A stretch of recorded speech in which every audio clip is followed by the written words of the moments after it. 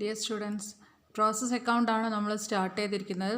കഴിഞ്ഞ വീഡിയോയിൽ process account തിയറിയാണ് പറഞ്ഞിട്ടുണ്ടായിരുന്നത്. എന്താണ് പ്രോസസ് അക്കൗണ്ടും അതേപോലെ അതിന് ജസ്റ്റ് അതിൻ്റെ ഫോർമാറ്റ് കാര്യങ്ങളും പറഞ്ഞിട്ടുണ്ടായിരുന്നു. അപ്പോൾ നമുക്ക് ആ പ്രോസസ് അക്കൗണ്ട് എന്ന് പറഞ്ഞാൽ it is A cost which is ascertain for the production at each stage. ഓരോ സ്റ്റേജിലെയും പ്രൊഡക്ഷൻ്റെ കോസ്റ്റ് ഏതാണ് അത് കണ്ടുപിടിക്കാൻ വേണ്ടിയിട്ടാണ് നമ്മൾ പ്രോസസ് കോസ്റ്റിംഗ് ചെയ്യുന്നത്. അപ്പോൾ നമുക്കൊരു പ്രൊഡക്ഷൻ സ്റ്റേജ് എന്ന് പറഞ്ഞാൽ അറിയാം, ഫസ്റ്റിൽ നമുക്ക് എന്താ റോ മെറ്റീരിയൽ വേണം. റോ മെറ്റീരിയൽ നമ്മളത് ഡിഫറെൻറ്റ് ഡിപ്പാർട്ട്മെൻറ്റിൽ നമ്മളത് പ്രോസസ്സ് ചെയ്യണം. പ്രോസസ്സ് ചെയ്തിട്ട് അതിനെ ഫിനിഷ്ഡ് ഗുഡ്സ് ആക്കി മാറ്റണം. അത്രയും ആ ഒരു സ്റ്റേജസിൽ വേണ്ടിയിട്ട് ഓരോ സ്റ്റേജിലും ഈച്ച് സ്റ്റേജിൽ എത്രത്തോളമാണ് ആ ഒരു പ്രോസസ്സ് ചെയ്യാൻ വേണ്ടിയിട്ട് നമുക്ക് വരുന്ന എമൗണ്ട്, ഇത് കാൽക്കുലേറ്റ് ചെയ്യാൻ വേണ്ടിയിട്ടാണ് നമ്മൾ പ്രോസസ് അക്കൗണ്ട് ക്രിയേറ്റ് ചെയ്യുന്നത്. അപ്പം പ്രോസസ് അക്കൗണ്ട് ചെയ്യുന്ന സമയത്ത് ഒരു പ്രോസസ്സ് ആയിരിക്കില്ല ചോദിക്കുക, മോർ ദാൻ 2 പ്രോസസ്സിൻ്റെ കാൽക്കുലേഷൻ ആയിരിക്കും ചോദിക്കുക. അതുകൊണ്ടാണ് ഞാൻ അവിടെ ഫോർമാറ്റ് എഴുതിയിരിക്കുന്നത്. സാധാരണ നമ്മുടെ അക്കൗണ്ട് വരയ്ക്കുക. അക്കൗണ്ട് വരച്ചിട്ട് all cost are shown in debit side. എല്ലാ കോസ്റ്റുകളും അപ്പോൾ ഇവിടെ നോക്കിയാൽ നിങ്ങൾക്കറിയാം, direct material, direct wages, direct expense, indirect expense and all other expenses. ഇങ്ങനെയുള്ള എല്ലാ കോസ്റ്റുകളും നമ്മൾ ഡെബിറ്റ് സൈഡിലാണ് എഴുതുന്നത്. ദെൻ ക്രെഡിറ്റ് സൈഡിൽ അതിൻ്റെ ഡിഫറൻസ് എമൗണ്ട് ആണ് വരുന്നത്. അപ്പോൾ നമുക്ക് നോക്കുക, ഇവിടെ ഡെബിറ്റ് സൈഡിൽ ഐറ്റങ്ങൾ എഴുതുക. അപ്പോൾ കോളം വരയ്ക്കുമ്പോൾ ശ്രദ്ധിക്കണം, ഒരു യൂണിറ്റ് എമൗണ്ട് കോളം വരയ്ക്കുന്ന സമയത്ത് 2 ഡിവിഷൻ ഉണ്ട്. യൂണിറ്റിനും ഉണ്ട് ഒരു കോളം, എമൗണ്ടും ഉണ്ട്. 2 സൈഡിലും വരുന്നുണ്ട്. യൂണിറ്റ് എന്ന് പറഞ്ഞാൽ ഫസ്റ്റ് സ്റ്റാർട്ട് ചെയ്യുന്ന സമയത്ത് നമുക്ക് ഹോസ്റ്റലിൽ തരും, ഇത്ര യൂണിറ്റ് ആണ് പ്രോസസ്സ് ചെയ്യുന്നതെന്ന് തന്നു കഴിഞ്ഞാൽ അത് ജസ്റ്റ് ആ യൂണിറ്റ് വാല്യൂ 2 സൈഡിലും എഴുതി കൊടുക്കേണ്ടേ ഉള്ളൂ. വേറെ ഒന്നിലും ചെയ്യേണ്ടതില്ല. സ്റ്റാർട്ടിങ് മാത്രമേ യൂണിറ്റ് വാല്യൂ എഴുതേണ്ടതുള്ളൂ. ബാക്കി നമുക്ക് ഡെബിറ്റ് സൈഡിൽ എല്ലാ കോസ്റ്റുകളും എഴുതി കൊടുക്കുക. എന്നിട്ട് എന്ത് ചെയ്യാം, ടോട്ടൽ ചെയ്യുക. ടോട്ടൽ ചെയ്തിട്ട് കിട്ടുന്ന ഡിഫറൻസ് എമൗണ്ട്, ആ ഡിഫറൻസ് എമൗണ്ട് ക്രെഡിറ്റ് സൈഡിലാണ്. അവിടെ ഞാൻ എഴുതിയിരിക്കുന്നത് പ്രോസസ് 2 എന്നാണ്. കാരണം ഈ കിട്ടിയിരിക്കുന്ന ഈ ആൻസറാണ് നമ്മൾ പ്രോസസ് 2ലേക്ക് ട്രാൻസ്ഫർ ചെയ്യേണ്ടത്. കണ്ടോ, പ്രോസസ് 2ലേക്ക് വന്നപ്പോൾ കണ്ടോ, പ്രോസസ് 1 ട്രാൻസ്ഫർ. പ്രോസസ് 1ൽ നിന്ന് ട്രാൻസ്ഫർ ചെയ്തിരിക്കുന്ന എമൗണ്ട് ആണെന്ന് എഴുതി. ദെൻ അഗെയിൻ എല്ലാ കോസ്റ്റുകളും എഴുതി കൊടുക്കുക, അതിൻ്റെ ഡിഫറൻസ് കണ്ടുപിടിക്കുക. ആ ഡിഫറൻസ് ആയിരിക്കും പ്രോസസ് 3ലേക്ക് വേണ്ടിയിട്ടുള്ള എമൗണ്ട്. അപ്പോൾ അങ്ങനെ ഒരു കണ്ടിന്യൂസ് ആയിട്ടാണ് വരുന്നത്. അപ്പോൾ ക്വസ്റ്റ്യൻ ചോദിക്കുകയാണെങ്കിൽ more than 2 process at A time എന്തായാലും ചോദിക്കും. ഇപ്പോൾ സിമ്പിളായിട്ടാണ് അക്കൗണ്ട് പറയുന്നുള്ളൂ. അക്കൗണ്ട് ഡെബിറ്റ് സൈഡിലെ എല്ലാ കോസ്റ്റുകളും അവിടെ ഞാൻ എഴുതിയിരിക്കുന്നത് direct material, direct wages, direct expense, indirect expense and all other expenses. എല്ലാ എക്സ്പെൻസുകളും നമ്മൾ ഡെബിറ്റ് സൈഡിൽ എഴുതുക. ക്രെഡിറ്റ് സൈഡിൽ നമുക്ക് കാര്യമായിട്ടൊന്നും എഴുതാൻ ഉണ്ടാവാറില്ല. അതുകൊണ്ട് തന്നെ ക്രെഡിറ്റ് സൈഡിൽ കിട്ടുന്ന എമൗണ്ട് എന്ന് പറഞ്ഞാൽ ഡിഫറൻസ് ക്യാരി ഡൗൺ ചെയ്തിരിക്കുന്ന എമൗണ്ട് ആയിരിക്കും അതിന് എഴുതേണ്ടത്. അത് അടുത്ത നെക്സ്റ്റ് പ്രോസസ്സിലേക്ക് വേണ്ട നമ്മുടെ എമൗണ്ട് ആണ്. അതുകൊണ്ടാണ് പ്രോസസ് 2 എന്നാണ് ഇവിടെ എഴുതിയിരിക്കുന്നത് ഫസ്റ്റ് അക്കൗണ്ടിൽ. ദെൻ സെക്കൻഡ് അക്കൗണ്ട് ചെയ്യുന്ന സമയത്ത് ഈ കിട്ടിയിരിക്കുന്ന പ്രോസസ് 2ൻ്റെ എമൗണ്ട് ആണ് ഇവിടെ പ്രോസസ് 1 ട്രാൻസ്ഫറിന് എഴുതുന്നത്. പിന്നെ കോസ്റ്റുകൾ എഴുതി കൊടുക്കുക, ടോട്ടൽ ചെയ്യുക. ടോട്ടൽ ചെയ്ത് കിട്ടുന്ന ഡിഫറൻസ് എമൗണ്ട് അടുത്ത കേസിലേക്ക്, അടുത്ത പ്രോസസ് 3 ആണെങ്കിൽ പ്രോസസ് 3ലേക്ക് കണ്ടിന്യൂ ചെയ്യുക. ഇങ്ങനെയാണ് പ്രോസസ് അക്കൗണ്ടിൻ്റെ ഫോർമാറ്റ് വരുന്നത്. ഇനി അതിൻ്റെ കൂടെ തന്നെ നമുക്കൊരു പ്രോബ്ലം കൂടെ ചെയ്താൽ കുറച്ചുകൂടെ ക്ലിയർ ആവും. ഓക്കെ, നമ്മളതിൻ്റെ പ്രോബ്ലം ചെയ്യാൻ പോവുകയാണ്. അപ്പോൾ പ്രോബ്ലം ചെയ്യാൻ വേണ്ടിയിട്ട് അതിൻ്റെ ക്വസ്റ്റ്യൻ ഒന്ന് നോക്കുക. Product X requires 3 distinct process, that is P1, P2 and P3, and after the third process the product is transferred to finished goods. You are required to prepare various process accounts from the following information. Direct material തന്നിരിക്കുന്നത് P1 4000, P2 600, P3 400. അപ്പോൾ total 5000. Direct labour P1 1500, P2 1600, P3 900, total 4000. അപ്പോൾ ബാക്കി വരുന്നത് നോക്കുക. Then direct expense total value 800 ആണ് വരുന്നത്. P1 500, P2 300, P3 nil. Production overheads 6000.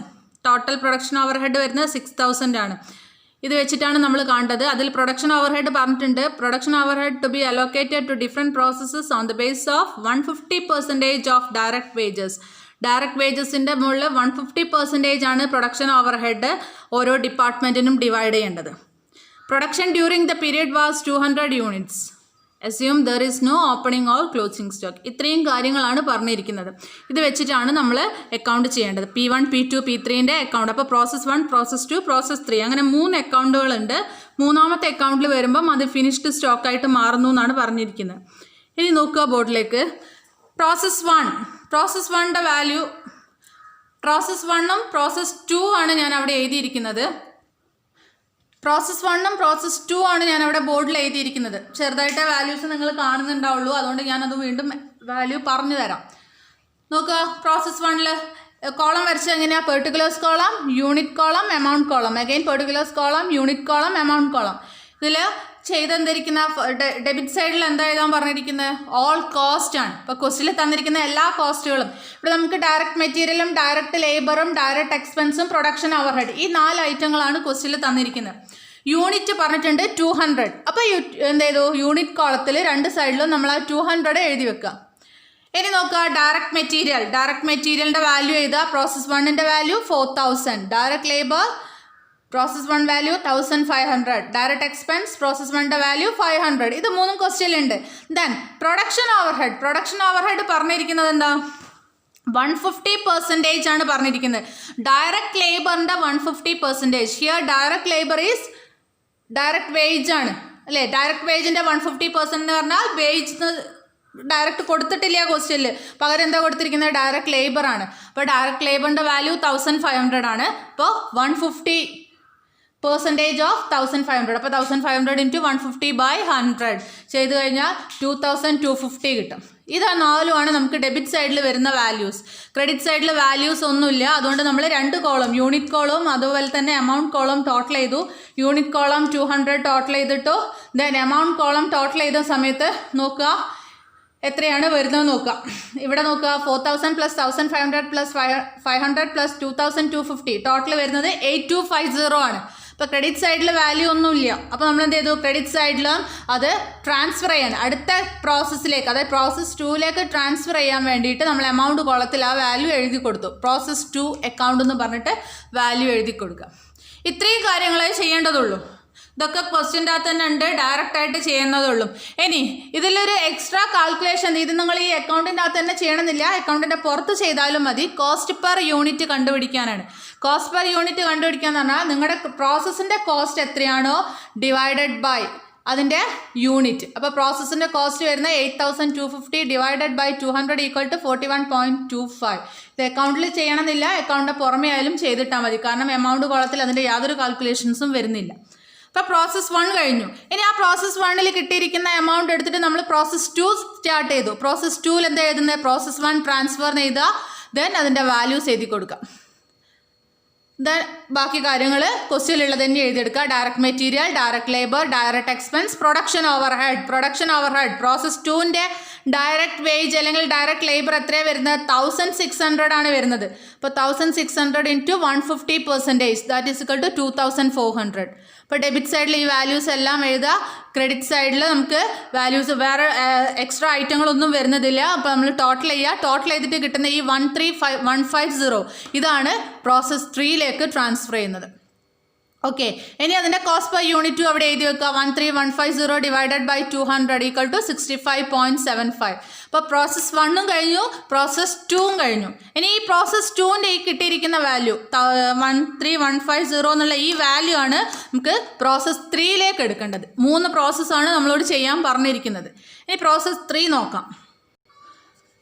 നോക്കുക, ഇനി നമ്മൾ അതിൻ്റെ പ്രോസസ് 1 പ്രോസസ് 2 കഴിഞ്ഞു. ഇനി പ്രോസസ് 3 ആണ് നോക്കാൻ പോകുന്നത്. പ്രോസസ് 3 സെയിം തന്നെ. എന്താണ്? പ്രോസസ് 2ൻ്റെ ട്രാൻസ്ഫർ ആയിട്ടുള്ള എമൗണ്ട് എത്രയാണ്? 200 യൂണിറ്റ്സിന് 13150 എന്നുള്ള എമൗണ്ട് എഴുതുക. ദെൻ അതിൻ്റെ കൂടെ direct material, direct labour, direct expense ആ വാല്യൂസ് എഴുതി കൊടുക്കുക. ഡയറക്റ്റ് എക്സ്പെൻസ് ക്വസ്റ്റ്യനിൽ ഇല്ല, നിൽ എന്നാണ് തന്നിരിക്കുന്നത്. അപ്പോൾ ഡയറക്റ്റ് മെറ്റീരിയൽ 400, ഡയറക്റ്റ് ലേബർ 900. പിന്നെ വരുന്നത് പ്രൊഡക്ഷൻ ഓവർഹെഡ് ആണ്. Production overhead equal to 150% of direct wages. Direct വേജസിൻ്റെ എമൗണ്ട് ഇവിടെ 900 ആണ് വരുന്നത്. അപ്പോൾ 900ൻ്റെ 150% 1350.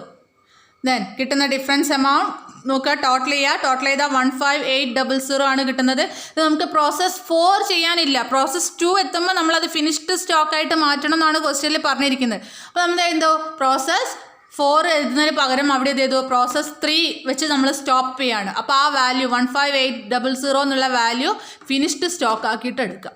ഇത്രയേ ചെയ്യേണ്ടതുള്ളൂ. ഇനി അതിൻ്റെ കോസ്റ്റ് പെർ യൂണിറ്റ് കൂടെ കണ്ടുപിടിച്ച് വെക്കുക. 15800 ഡിവൈഡഡ് ബൈ 200 = 79. ഇതാണ് പ്രോസസ് അക്കൗണ്ടിൽ ചെയ്യേണ്ടത്. സിമ്പിളായിട്ടുള്ള അക്കൗണ്ടാണ്, വലിയ ടഫായിട്ടുള്ള കാര്യങ്ങളൊന്നും വരുന്നില്ല. മെറ്റീരിയൽ എന്താ പറയുക, cost are shown on the debit side. Debit സൈഡിലാണ് എല്ലാ കോസ്റ്റുകളും ചെയ്യേണ്ടത്. അതിൽ നിന്ന് കിട്ടുന്ന ഡിഫറൻസ് ആണ് നമ്മൾ ക്രെഡിറ്റ് സൈഡിൽ എഴുതുന്നത്, അടുത്ത പ്രോസസ്സിലേക്ക് വേണ്ടിയിട്ടുള്ള എമൗണ്ട്. അപ്പോൾ അടുത്ത പ്രോസസ്സ് സെക്കൻഡ് പ്രോസസ്സ് ചെയ്യുമ്പോൾ അതിൻ്റെ ഡെബിറ്റ് സൈഡിൽ എന്ത് ആഡ് ചെയ്താൽ മതി? പ്രോസസ്സ് 1 കിട്ടിയിരിക്കുന്ന ട്രാൻസ്ഫർ എമൗണ്ട് ആഡ് ചെയ്യാം. അപ്പോൾ ഇത് എന്തായാലും ഒരു 3 പ്രോസസ്സായിട്ടേ ക്വസ്റ്റ്യൻ ചോദിക്കുള്ളൂ. അപ്പോൾ തേർഡ് പ്രോസസ്സിൽ നമ്മളത് ഫിനിഷ്ഡ് ഗുഡ്സ് ആക്കിയിട്ട് എഴുതാം. ഓക്കെ, ഇതാണ് പ്രോസസ് അക്കൗണ്ട് വരുന്നത്.